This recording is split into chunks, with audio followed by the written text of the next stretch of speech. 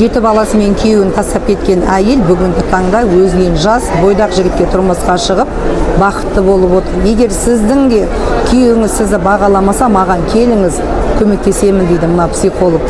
Бүгінде біздің елімізде 5, 6, 7 баласымен тастап, өзінен жас балаларға тиіп кетіп жатқан әйелдердің есебі жоқ. Әйел өзі мықты болса, ер адам әрқашанда отбасына, бала шағаларына баруға асығады. Мейлі еркек адасқан жағдайда да біздің қазақта ат айналып қазығын табады деген сөз бар. Әйел сол өзі түскен шаңырақтың түтінін түтетіп отырса, ол еркек міндетті түрде өзінің шаңырағына қайта оралатын болады. Сен аңсаған еркек сенің балаларыңа әке болмайды.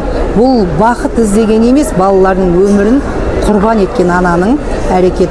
Жалпы елімізде күйеуі тастап кеткені бар, күйеуі қайтыс болғаны бар. 1-2 баламен қалып, сол балалар үшін өмір сүріп, бақытты ана болып отырған қаншама аналарымыз бар.